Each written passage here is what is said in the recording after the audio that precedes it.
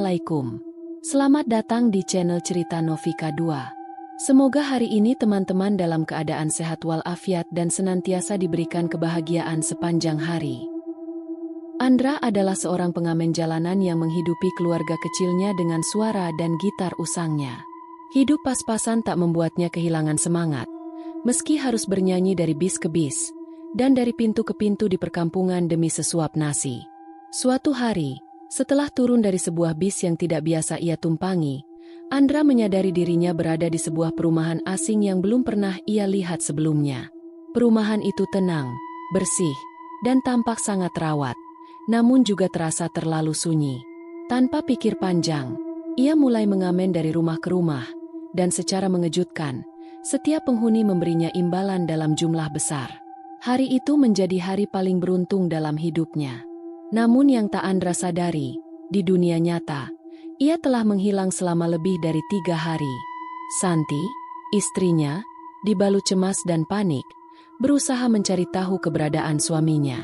Ia bahkan melibatkan tetangga, Pak RT, hingga menggelar doa bersama demi memohon petunjuk.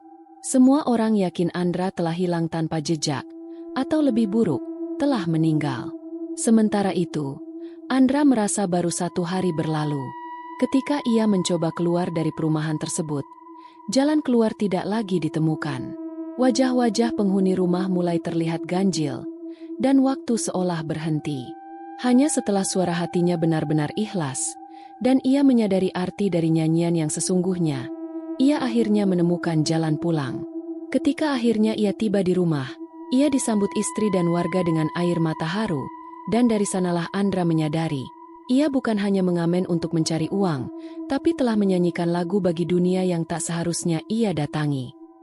Pagi itu langit tampak sedikit mendung, tapi udara cukup hangat bagi Andra untuk kembali mengangkat gitarnya dan berjalan menuju halte angkot dekat Pasar Lama.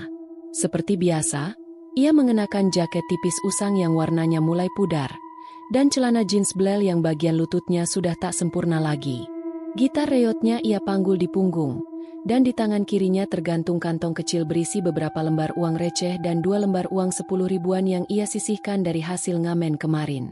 Uang itu cukup untuk 1 kali makan dan ongkos pergi. Sisanya, ia harap bisa ia peroleh dari penumpang bis yang akan ia hibur hari ini. Andra adalah seorang pengamen jalanan. Bukan karena cita-cita masa kecil, tapi karena pilihan yang tersisa setelah hidup memberinya kenyataan keras. Dulu, ia pernah bekerja di bengkel, sempat juga menjadi kuli bangunan. Namun setelah beberapa kecelakaan kecil dan PHK di sana-sini, suara dan gitarnya menjadi satu-satunya aset paling berharga yang ia miliki. Setiap pagi, ia meninggalkan rumah kontrakannya yang sederhana di pinggiran kota bersama satu doa dari istrinya, Santi, dan cium hangat di dahi anak semata wayangnya, Sandi, yang baru berusia 6 tahun. "Jangan pulang telat, ya, Pak?" ucap Sandi polos tadi pagi, sambil melambai dari jendela kecil yang berkarat. Andra tersenyum, mengangguk, dan berjalan dengan harapan hari ini akan jadi hari yang baik. Bis pertama yang ia naiki tidak terlalu ramai. Ia menyanyikan satu lagu pop lawas yang lembut, lalu satu lagu dangdut yang biasa disukai para penumpang paruh baya. Beberapa penumpang memberinya uang receh, ada juga yang hanya tersenyum simpati. Ia tidak marah. Ia tahu dunia sedang tidak murah hati kepada siapapun. Ia berpindah ke bis kedua. Suasana lebih hangat. Kali ini, penumpangnya cukup dermawan. Seorang ibu memberinya 2 lembar ribuan. Seorang bapak tua memberinya nasi bungkus kecil yang ia simpan di dalam tas Andra. Hari itu tampak menjanjikan. Setelah turun dari bis terakhir di sebuah terminal kecil, Andra berniat kembali berjalan kaki ke arah barat.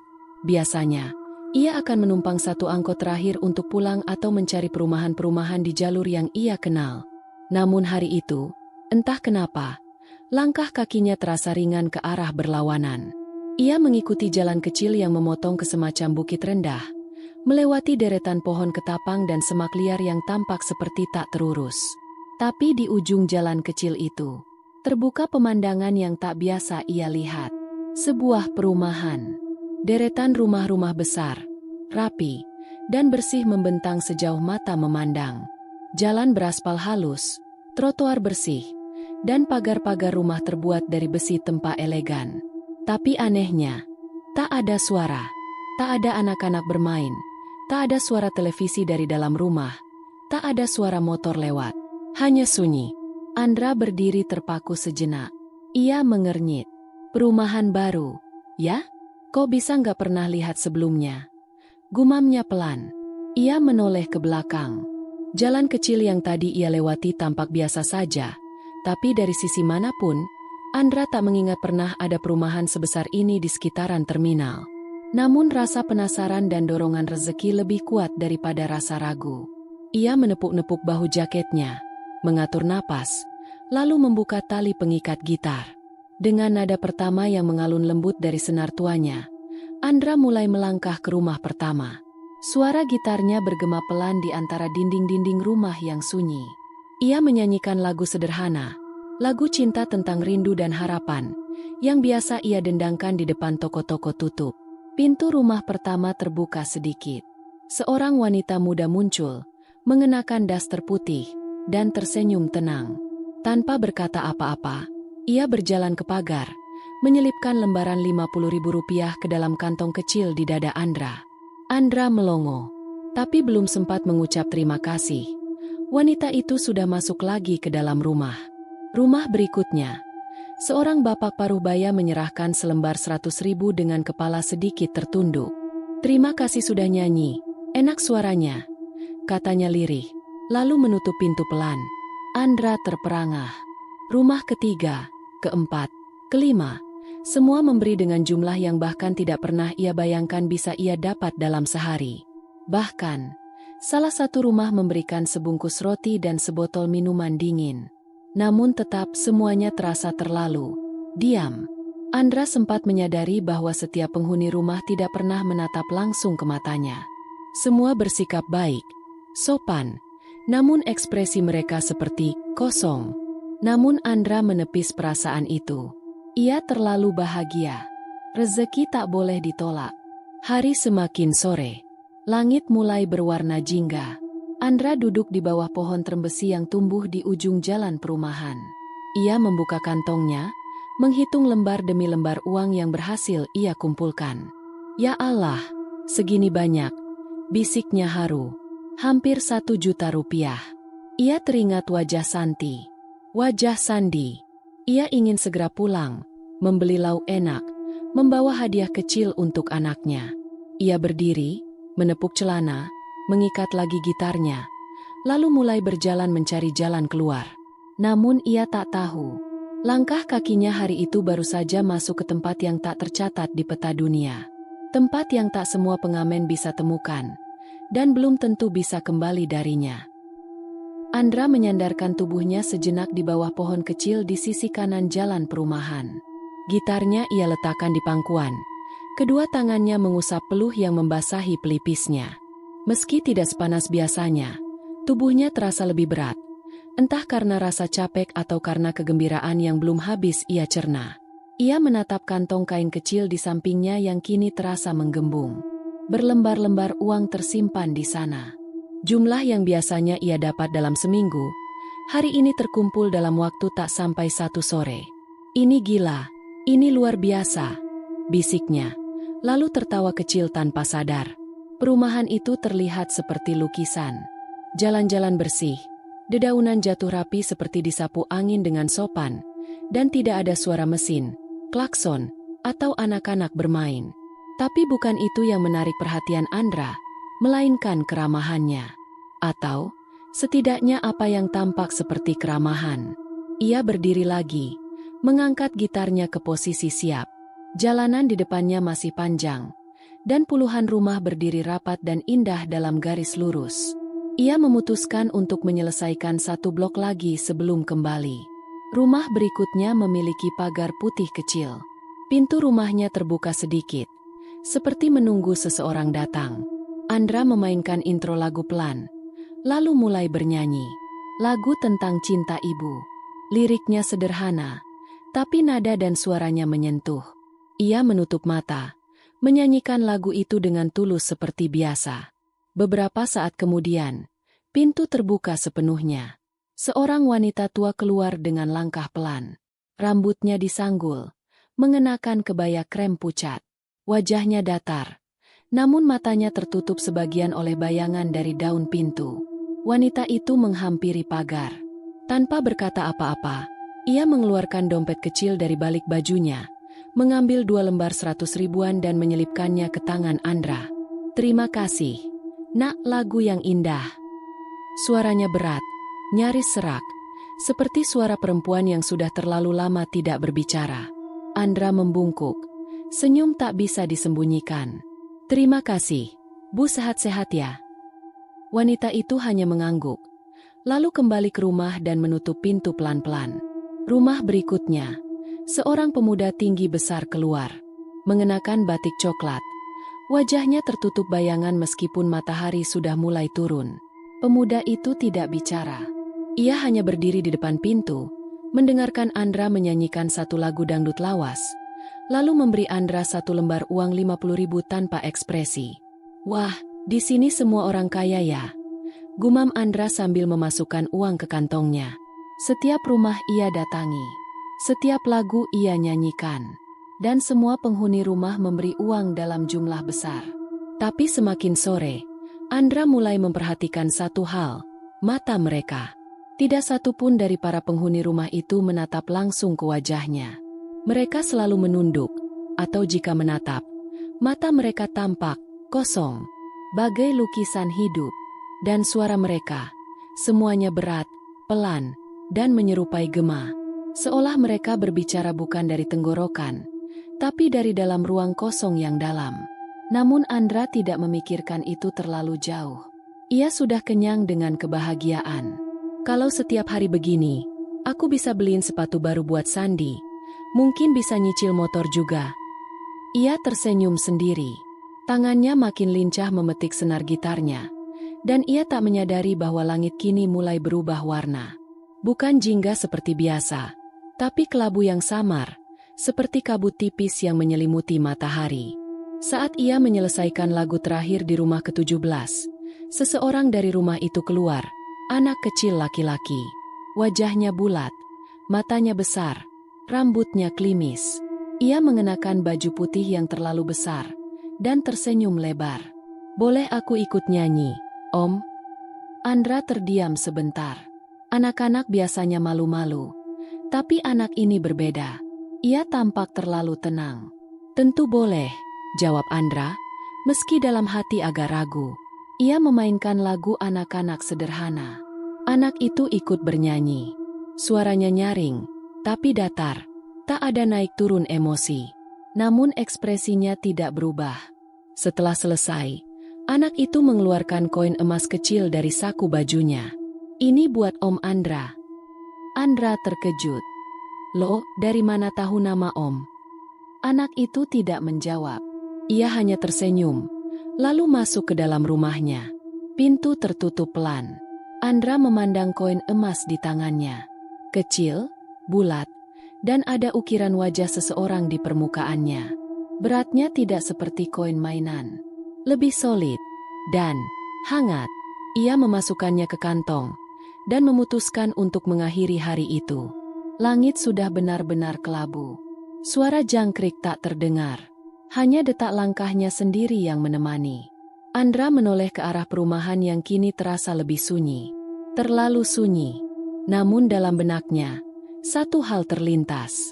"Aku ingin datang lagi ke sini besok." Karena tak ada tempat lain di dunia ini yang membuatnya merasa seperti pengamen yang dihargai setinggi langit. Tanpa ia sadari, ia belum benar-benar tahu di mana ia berada. Dan waktu bukan lagi sesuatu yang berjalan seperti biasa. Angin sore mulai berubah menjadi hembusan malam. Daun-daun kering menari pelan di halaman rumah Ratna, tetangga sebelah rumah kontrakan Andra. Sejak pagi, Santi berdiri di depan pintu, memandangi jalan yang sudah ia pandangi selama 3 hari terakhir. Hatinya seperti tercekik setiap kali matahari terbenam tanpa ada suara langkah kaki Andra di depan pagar. Sudah 3 hari. 3 hari tanpa kabar. Tanpa pesan. Tanpa tanda. Andra tidak pernah pulang selama itu sebelumnya. Bahkan saat paling berat, Saat ia harus mencari rezeki sampai malam larut, ia selalu pulang. Kalau tidak, paling tidak, ia akan menghubungi Santi, sekadar mengabari. Tunggu sebentar lagi, aku di jalan. Tapi kini, sunyi menggantikan pesan. Santi sudah menanyakan ke semua orang yang ia kenal. Ia mendatangi rumah kakak iparnya, bertanya ke warung langganan Andra, bahkan ke terminal tempat biasanya Andra naik dan turun bis. Tak satu pun yang tahu kemana Andra pergi. Terakhir kali aku lihat dia naik bis jurusan barat, biasanya turun di Pasar Wetan, kata sopir langganan. Santi mengejar ke sana, bahkan membawa foto Andra, namun nihil. Para pengamen lain yang biasa berbagi spot dengan Andra pun tak tahu. Udah 3 hari nggak ketemu dia. Mbak, biasanya nongol di shelter jam 10, ini nggak ada. Hati Santi makin tercekik. Ponsel Andra juga tidak bisa dihubungi. Mati total, seperti menghilang, tanpa jejak. Akhirnya, pada malam ketiga, Santi melapor ke Pak RT. Warga berkumpul. Beberapa mengangguk prihatin. Seorang ibu berkata pelan, "Mungkin dia kecelakaan. Coba cari ke rumah sakit atau pos polisi." Seorang bapak lainnya menyahut, "Atau, barangkali dia kesasar ke tempat yang bukan tempat manusia." Semua menoleh. Hening sejenak. Lalu salah satu tokoh masyarakat, Pak Ustadz Jamil, berinisiatif mengajak warga menggelar doa bersama. Malam itu, Santi duduk di saf paling depan, memegang gitar Andra yang ia bawa dari rumah. Tangannya gemetar. Air matanya tak berhenti jatuh saat ia memeluk gitar itu, seolah berharap suaminya akan muncul tiba-tiba dan berkata, "Aku pulang." Tapi yang ada hanya suara ayat suci dan tangis yang menyesakkan dada. Sementara itu, Andra baru saja menyelesaikan lagu kelimanya sore itu. Ia merasa hari itu baru hari kedua ia berada di perumahan itu. Langit tampak kelabu tapi masih terang, seperti waktu maghrib yang tak kunjung selesai. Ia duduk di bangku batu di depan taman kecil perumahan. Di sekitarnya, anak-anak kecil berlarian, tapi tak ada suara mereka. Kaki-kaki kecil itu bergerak cepat, tapi tak terdengar napas atau tawa. Andra tidak memperhatikan. Ia hanya tersenyum bahagia. "Alhamdulillah, rezeki besar hari ini," ucapnya pelan sambil membuka kantong berisi uang. Matanya berbinar. Ia tidak tahu bahwa di luar sana, 3 hari sudah berlalu, dan semua orang mengira ia telah hilang, atau lebih buruk, mati. Hari semakin kelabu. Tidak pernah gelap. Tidak pernah benar-benar malam. Di salah satu jendela rumah di ujung perumahan, Andra melihat seseorang berdiri. Wajahnya samar. Tapi kali ini, berbeda dari sebelumnya. Sosok itu menatapnya, langsung ke matanya. Pandangan mereka bertemu. Andra tiba-tiba merinding. Jantungnya berdetak sedikit lebih cepat. Untuk pertama kalinya, ia merasa perumahan ini terlalu tenang, terlalu rapi, terlalu sempurna. Dan waktu tidak berjalan seperti biasanya. Di rumah kontrakannya, Santi masih memeluk gitar tua itu. Di sela-sela isaknya, ia berkata dengan suara lirih, "Andra, kalau kamu masih hidup, dengar nyanyian dari kami semua malam ini. Pulanglah." Di luar rumah, angin berhembus pelan. Pohon jambu di depan halaman bergetar lembut. Dan di perumahan asing itu, Andra tiba-tiba mendengar sesuatu. Suara azan. Untuk pertama kalinya, selama ia berada di sana. Suara azan yang terdengar jauh, seperti dipanggil dari kejauhan. Andra berdiri perlahan. Dan untuk pertama kali juga, ia bertanya dalam hati, "Tempat ini, di mana sebenarnya?" Andra menepuk-nepuk kantong kain yang menggantung di dadanya. Uang yang terkumpul hari itu nyaris membuatnya tak percaya. Lembaran-lembaran merah dan biru terselip rapi, diselipkan satu persatu oleh para penghuni rumah yang ia hibur dengan gitarnya. Ia masih bisa merasakan beratnya, hangatnya. Rezeki yang katanya tidak datang 2 kali, hari ini seperti datang dalam lautan deras. Ia menguap pelan. Kakinya pegal, tapi wajahnya masih menyimpan senyum. Waktunya pulang. Ia mengatur posisi gitarnya di punggung dan mulai berjalan kembali ke arah awal ia masuk, jalan setapak kecil dari arah terminal, tempat ia memulai langkah anehnya hari itu. Tapi saat ia sampai di ujung jalan, langkahnya terhenti. Dahi Andra mengernyit. Jantungnya berdetak sedikit lebih cepat.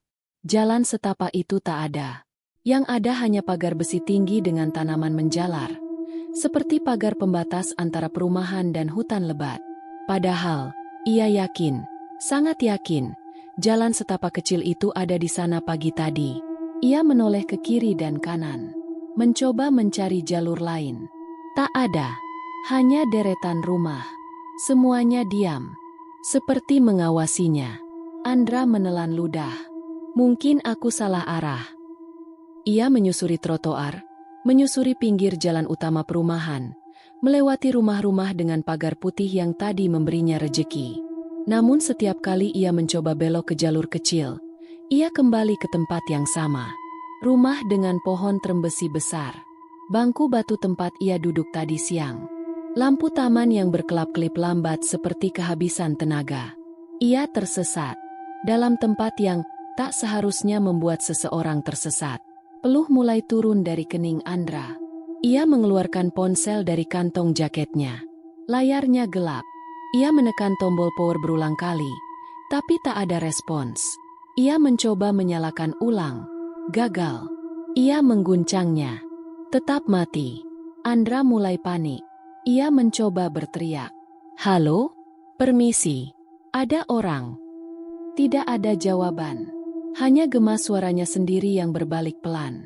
Ia mulai berlari ke ujung lain dari perumahan. Setiap tikungan ia ambil. Setiap lorong ia susuri. Tapi jalan-jalan itu seperti membelok dengan sendirinya. Memutar, kembali ke tempat yang sama. Seolah perumahan itu menyimpan dirinya di dalam lingkaran yang tak bisa ia lewati. Langit di atasnya gelap kelabu. Matahari tidak terbenam. Tapi tidak juga bergerak. Tak ada suara burung. Tak ada angin. Tak ada kehidupan kecuali dia. Akhirnya, Andra sampai di sebuah rumah yang tampak berbeda dari yang lain. Rumah tua bergaya kolonial. Catnya mengelupas. Tanamannya kering. Jendelanya terbuka sedikit. Dan dari dalam, terlihat cahaya remang-remang seperti lampu minyak. Tanpa tahu mengapa, kakinya bergerak sendiri menuju rumah itu. Perlahan, pintu kayu berderi terbuka saat ia menyentuhnya. Di ruang tengah, seorang wanita tua duduk di kursi rotan, mengenakan kebaya lusuh dan selendang abu-abu. Wajahnya penuh keriput, tapi matanya tajam, terlalu tajam. Wanita itu tidak terkejut dengan kehadiran Andra. Ia hanya menatap. Lalu, perlahan, ia berkata, "Kalau kamu tidak ikhlas berbagi suara, tempat ini akan menahanmu lebih lama." Andra terdiam. "Apa maksud ibu?" Wanita itu menunduk. "Nyanyianmu menyenangkan kami. Tapi hatimu terlalu banyak berharap balasan. Dan tempat ini hanya menyukai suara yang datang dari keikhlasan, bukan keinginan." Andra mulai paham. Tangannya gemetar. "Aku cuma ingin dapat rejeki buat istri dan anakku." Wanita itu menatapnya kembali. Matanya berubah sendu. "Kau bukan orang pertama yang datang ke sini. Tapi kau masih punya waktu kalau kau ingin pulang." Andra melangkah mundur, lalu berlari keluar rumah. Nafasnya memburu. Keringat membanjiri tubuhnya. Langit mulai bergerak. Untuk pertama kalinya, ia melihat matahari mulai tenggelam. Tapi dengan kecepatan yang ganjil. Cahaya merah tua membelah langit seperti luka yang dibuka paksa. Ia duduk bersimpuh di depan rumah itu. Mengambil gitarnya. Menatap senarnya. Tangannya gemetar. Lalu, ia mulai bernyanyi. Sebuah lagu. Tentang rindu. Tentang rumah. Tentang anak kecil yang menunggu ayahnya pulang. Kali ini, ia tidak bernyanyi untuk uang. Ia bernyanyi untuk pulang. Ia bernyanyi dengan air mata yang jatuh ke gitar usangnya. Dan langit perlahan berubah menjadi gelap sepenuhnya. Sementara itu, di rumahnya, Santi terbangun dari tidurnya karena mendengar sesuatu. Suara gitar. Suara Andra. Tapi tidak dari luar rumah. Dari dalam mimpinya, ia berdiri dari tempat tidur, membuka jendela. Langit malam tampak cerah, bintang bertaburan. Dan dari kejauhan, terdengar angin membawa nada, nyanyian lirih seorang suami yang rindu rumahnya.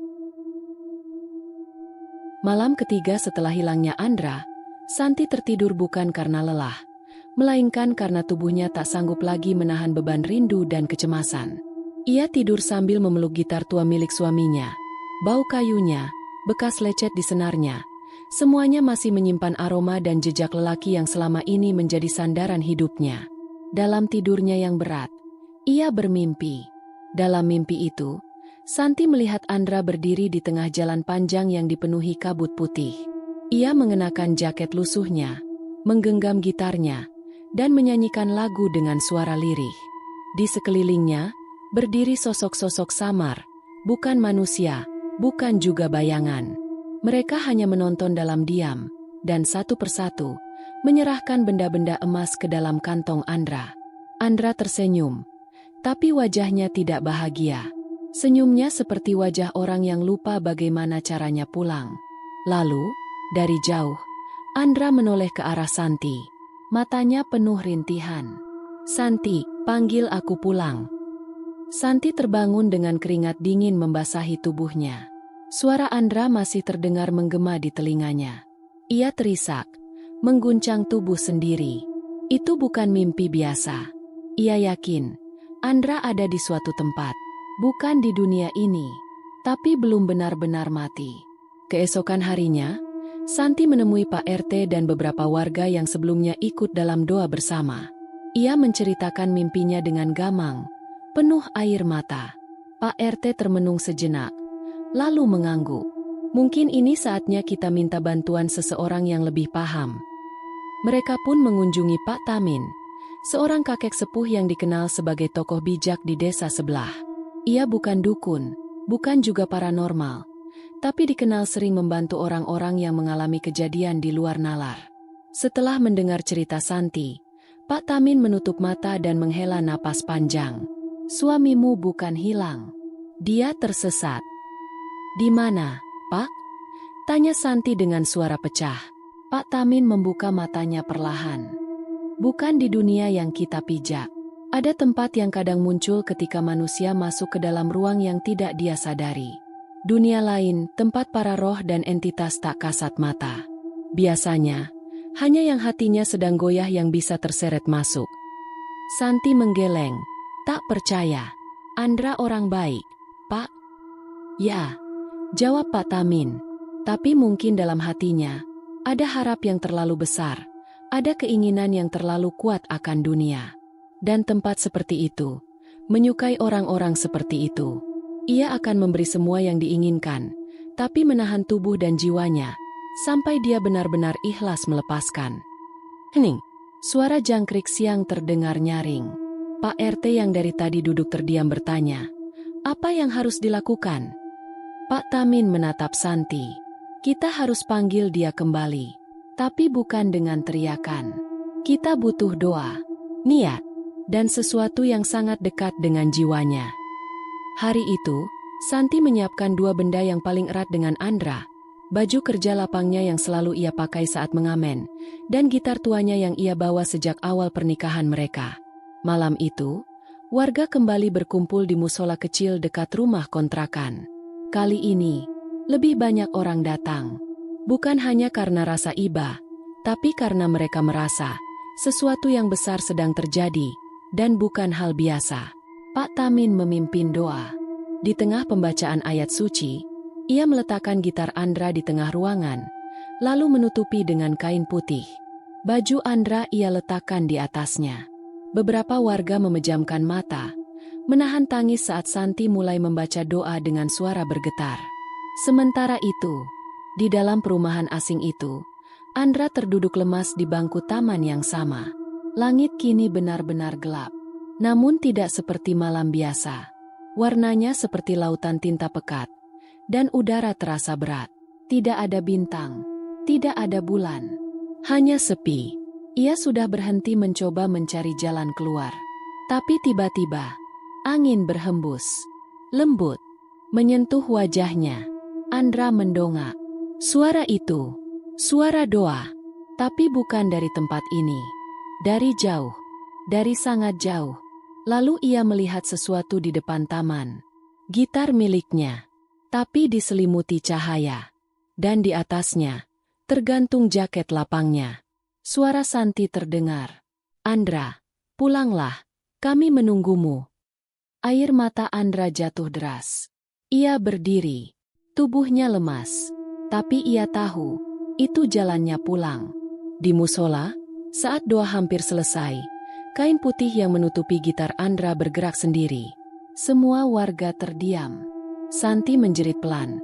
Namun Pak Tamin memberi isyarat agar semua tetap diam. Pak Tamin menatap lilin kecil di dekat gitar itu. Lalu ia berkata lirih, kalau dia bisa mendengar, dia akan menemukan jalannya sekarang. Dan di dunia yang tak terlihat mata, Andra mulai melangkah, mengikuti cahaya samar yang mengarahkannya pulang. Langit di atas perumahan itu tak lagi sekadar kelabu. Kini gelapnya seperti lautan tinta yang menetes perlahan, memenuhi udara. Aroma aneh menyelinap di setiap tarikan napas Andra, campuran logam, tanah basah, dan bau sesuatu yang membusuk.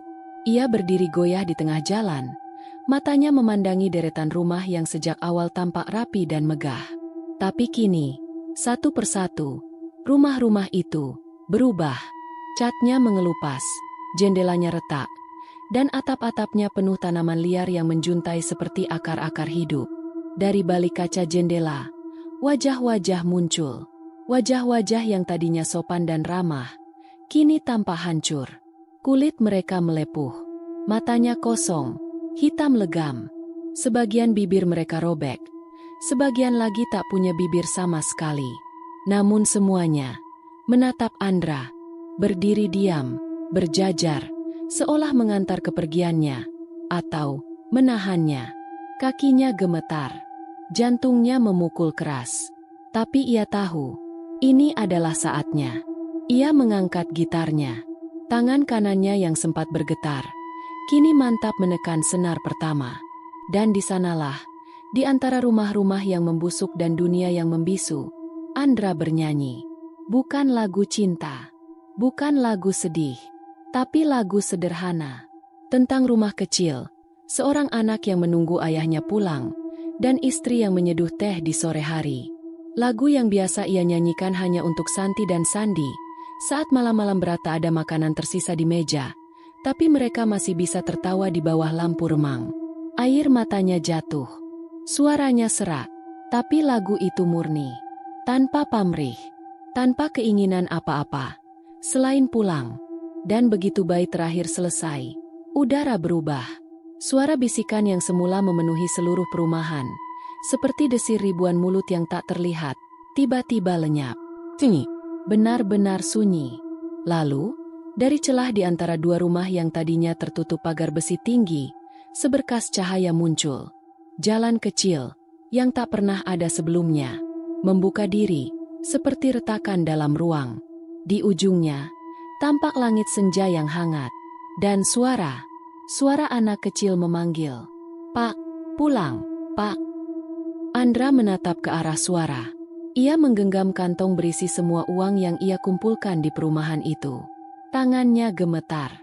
"Ini buat kalian," bisiknya, sambil menatap langit yang entah nyata atau tidak. Lalu ia melangkah ke dalam cahaya itu. Saat kakinya mulai memasuki jalan kecil, ia merasakan tubuhnya ringan, seperti sehelai daun yang ditiup lembut ke arah rumah. Namun, saat ia menatap kantong uangnya untuk terakhir kali, ia tersentak. Uang itu, semua uang, berubah. Bukan lagi lembaran rupiah, tapi serpihan abu, yang perlahan-lahan berterbangan dari tangannya, diterbangkan angin entah dari mana. Seolah tak pernah nyata. Andra terdiam, lalu tersenyum kecil. Memang bukan itu yang penting. Ia terus berjalan, menyusuri jalan sempit dan terang itu. Dan di langkah ke-10, ia terjatuh. Kakinya menyentuh tanah keras. Matanya terbuka perlahan. Ia kini duduk bersandar di tiang halte bus. Napasnya berat, tubuhnya lemas, seperti habis berlari jauh. Sekelilingnya adalah dunia nyata. Jalanan kecil dekat pasar, warna-warni motor lewat, suara klakson dari kejauhan. Di dadanya tergantung gitar tuanya. Di tangannya kosong, kantong uangnya hilang. Ia menoleh ke langit, langit senja yang sebenarnya. Dan di hati Andra hanya satu kata, pulang. Beberapa meter dari halte, seorang tukang ojek memperhatikan Andra dari jauh. Ia mengenali wajah itu. Loh, bukannya itu Mas Andra? Yang dicari-cari orang sejak 3 hari lalu. Andra berdiri, lututnya gemetar. Tapi arah langkahnya hanya satu, menuju rumah, menuju pelukan. Andra melangkah pelan, menapaki trotoar yang mulai basah oleh gerimis sore. Di sepanjang jalan pulang, kepalanya penuh pertanyaan. Mengapa tubuhnya terasa seolah habis diperas? Seperti baru selesai melakukan perjalanan jauh yang menguras seluruh tenaganya? Padahal baginya, semuanya hanya berlangsung 1 malam. Hanya 1 malam. Namun, jam di pergelangan tangannya menunjukkan hari yang berbeda. 3 hari lebih maju dari ingatannya. Ponselnya mati total. Tak mau menyala walau ia sudah mencoba menekan tombol daya berkali-kali. Ia mulai merasa ada yang aneh. Tapi entah apa, saat ia memasuki gang rumahnya, langkahnya melambat. Di depan rumah, seorang wanita berdiri dengan wajah tegang, memandangi jalan dengan mata yang tampak bengkak. Saat wanita itu melihat Andra, ia menjerit dan berlari menghampirinya. Andra, tangisnya pecah saat memeluk tubuh pemuda itu. Kamu kemana saja? Kamu hilang 3 hari. Ra, kami pikir kamu sudah mati. Andra mengerjap bingung. 3 hari? Tidak mungkin. Aku cuma pergi semalam. Santi menariknya masuk ke rumah. Ayah mereka duduk termenung di ruang tengah, menatap kosong televisi yang tak dinyalakan. Saat melihat Andra, matanya membelalak. Pria itu berdiri dan memeluk anaknya erat. Di mana kamu selama ini, Nak? Kami sudah lapor polisi. Cari kemana-mana. Bahkan ke rumah sakit. Andra menelan ludah. Ia tak tahu harus berkata apa. Bahkan ia sendiri tak tahu apa yang sebenarnya terjadi. Yang ia tahu, ia hanya masuk ke perumahan aneh itu, bernyanyi di hadapan orang-orang yang terasa seperti bayangan, lalu gelap. Dan kini, ia kembali. Santi menyodorkan makanan hangat. Andra duduk sambil mengamati tangannya. Jemarinya terasa dingin, walau tubuhnya berkeringat. Ia menengok ke saku celananya, ingin melihat uang hasil ngamen malam itu. Tapi saku itu kosong. Ia mencari di tas selempangnya. Tidak ada. Semua uang yang ia kumpulkan selama berhari-hari lenyap. Ia menatap kakaknya. Uangku semua hilang. Santi memandangnya penuh iba. Yang penting kamu selamat. Ra, uang bisa dicari lagi. Namun Andra tetap merasa ada yang tidak beres. Ia tak hanya kehilangan uang, tapi juga waktu. 3 hari yang hilang dari hidupnya. Ia mencoba mengingat dengan jelas, tapi tak ada yang muncul. Hanya perasaan asing, dan bayangan samar dari senyuman perempuan tua yang membisikkan, "Terima kasih untuk lagunya." Hari-hari berlalu.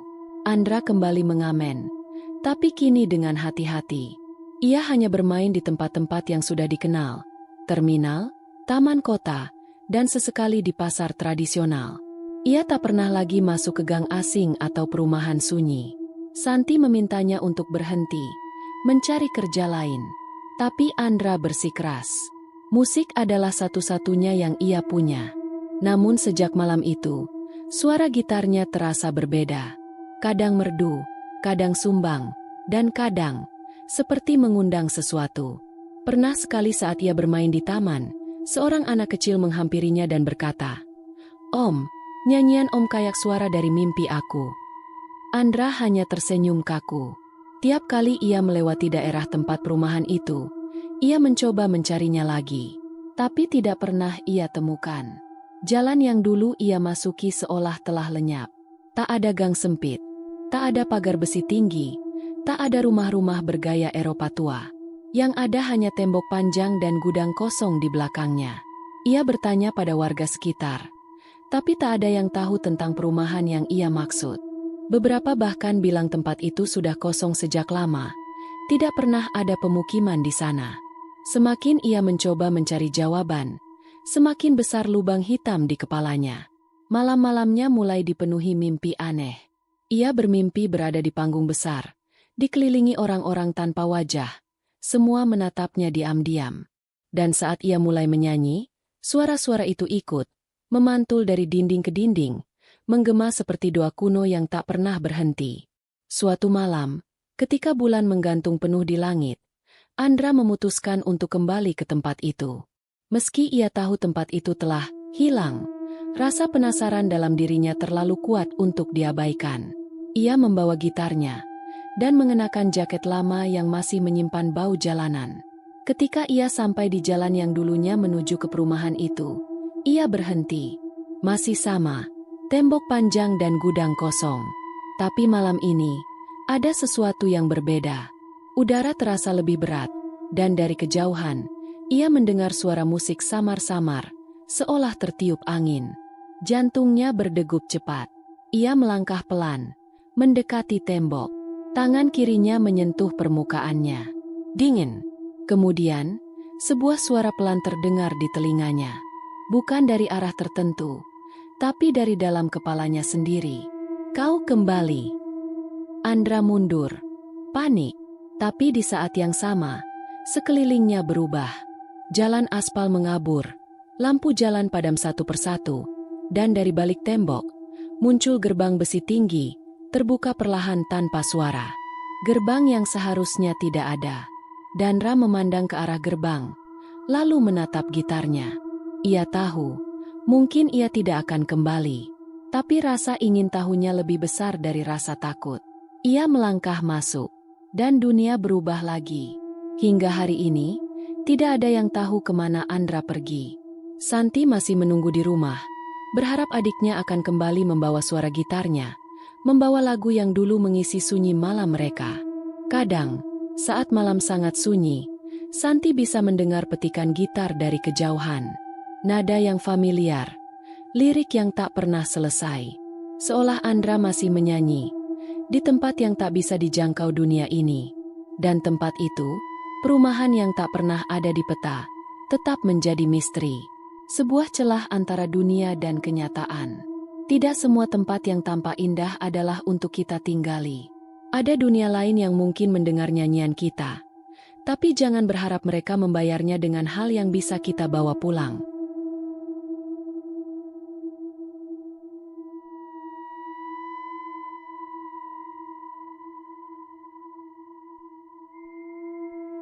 Demikian cerita hari ini. Semoga teman-teman dapat terhibur dan dapat mengambil hikmah kebaikan isi di dalamnya. Jangan lupa juga bagikan cerita ini kepada teman-teman yang lain agar mereka juga bisa mendapatkan hiburan yang sama. Mohon maaf apabila ada kesalahan kata dan ucapan kami dalam membacakan cerita ini. Terima kasih dan wassalamualaikum.